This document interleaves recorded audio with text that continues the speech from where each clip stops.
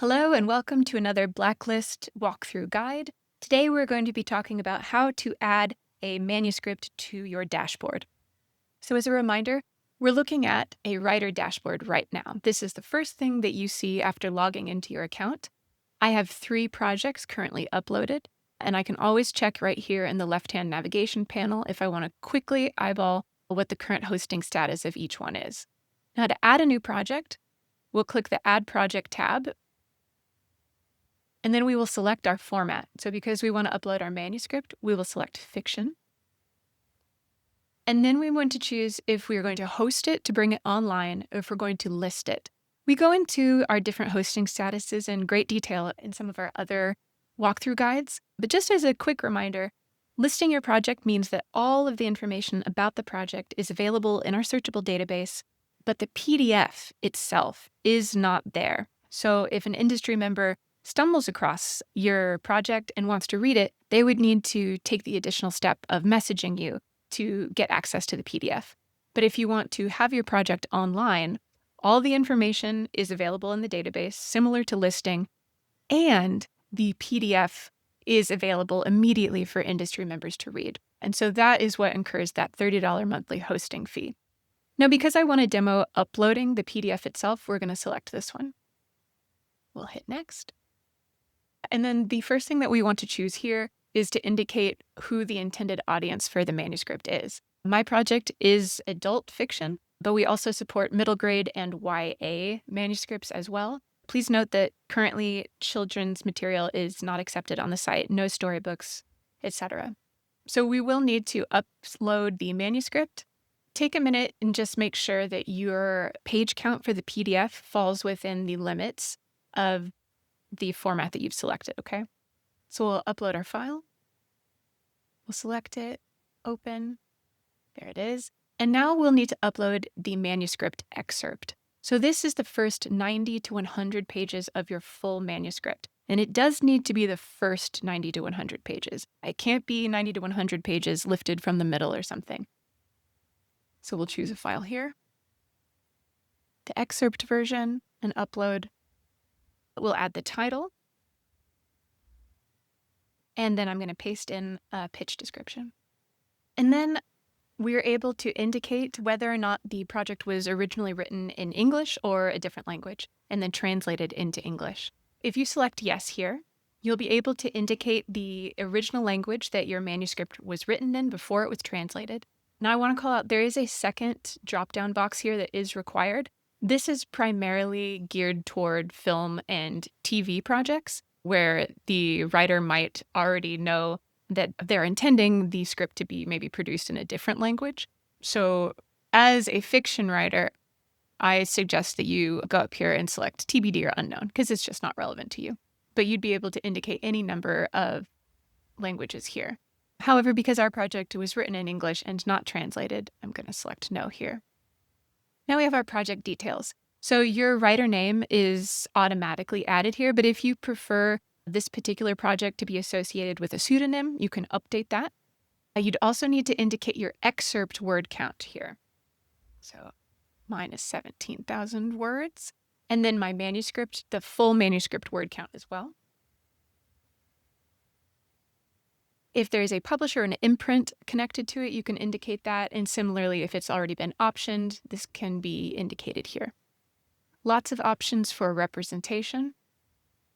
We've got our extended visibility. By default, this is selected as yes, but you can select no if you prefer not to.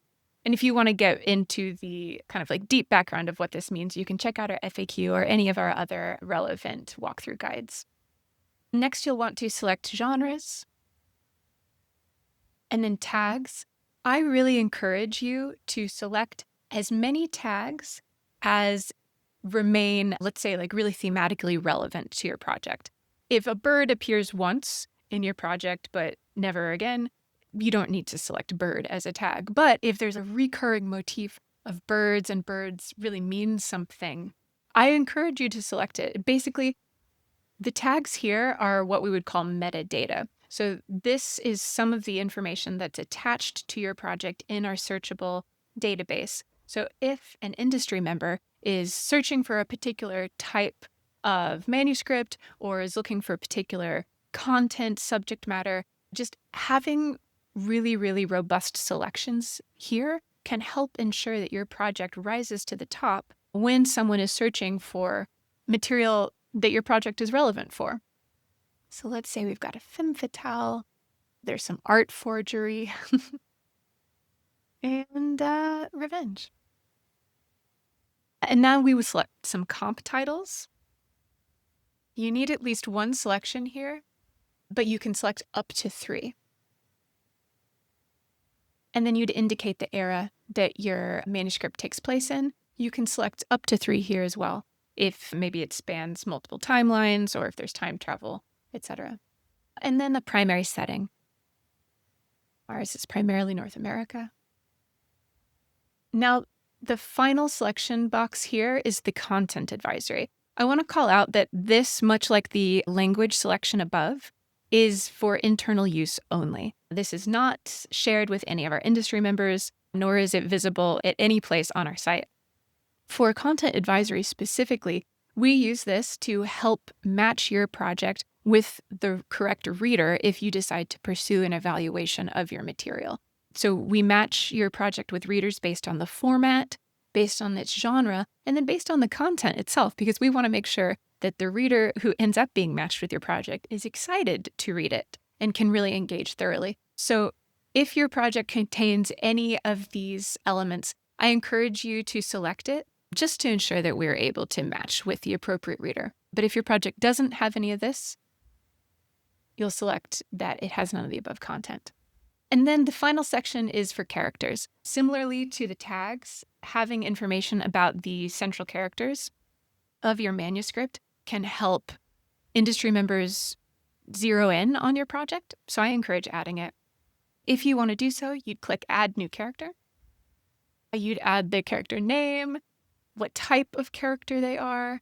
You can indicate gender, race, their age. You can include a short description about them, and then you'd save the character.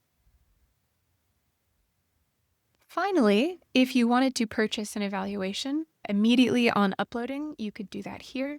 But otherwise, you've now reached the checkout phase. So again, we want to reiterate that because your project is going to be online, you will be charged $30 for the first month of hosting.